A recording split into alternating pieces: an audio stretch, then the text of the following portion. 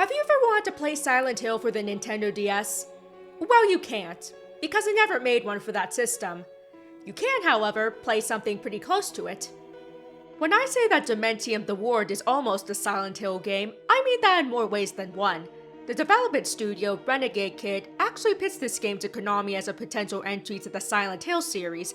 You could actually see in these early development screenshots that was even intended to be in third person, as opposed to first person like in the final product.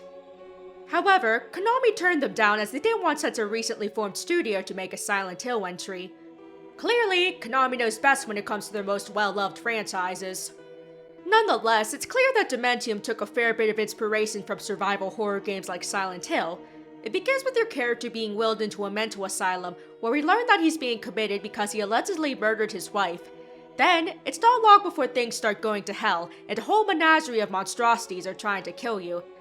So now you have to survive this nightmare, and find a way out. The gameplay is pretty typical of what you'd expect from an action-adventure survival horror game. You can find a variety of weapons at your disposal to kill your enemies with, including a shotgun with surprisingly great range. Melee combat is a bit clunky, but shooting is actually pretty smooth and accurate, and is what you'll probably be using most of the time anyways. Of course, there are also several puzzles that you need to solve throughout the game in order to progress, as well as other secrets to discover. And to help you, there's a handy note feature built in, where you can jot down anything important that comes to mind. Health pickups and ammo are somewhat common, but it also doesn't feel like they're being given away too frequently to be too easy. There are also several times where you can just run past enemies if you know what you're doing and where you need to go. The graphics are pretty solid, both for a DS game and an at the time recently formed independent studio.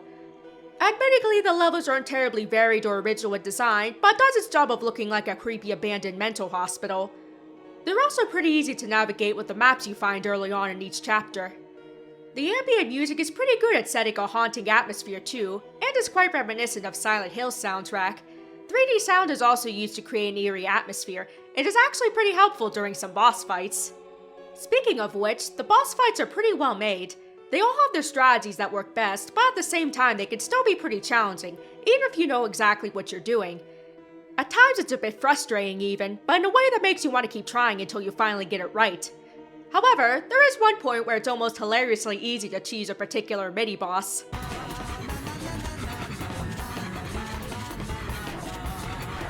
Bitch. The most frustrating thing about the gameplay, though, is the save system.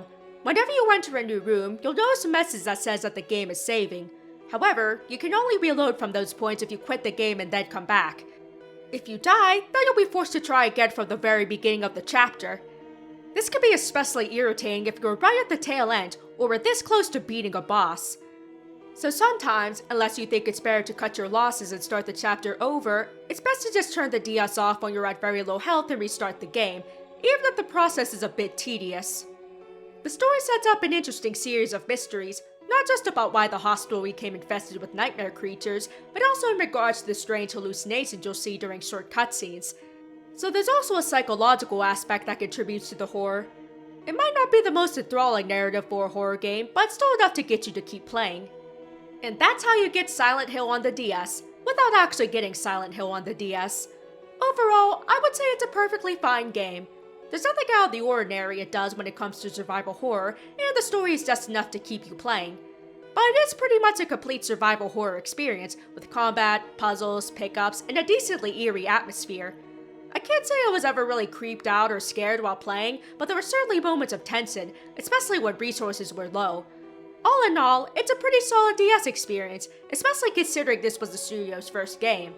A lot of other people thought so too, as a sequel was released 3 years later. Unfortunately, the future of the series is uncertain. Renegade Kid eventually split into 2 separate studios.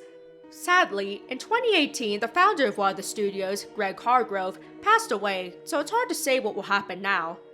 Then again, it's not unheard of for a game series to be picked back up even after several years, and it would be interesting to see what could be done with today's technology. For now though, this isn't a bad choice if you want to satisfy your itch for some traditional styled survival horror.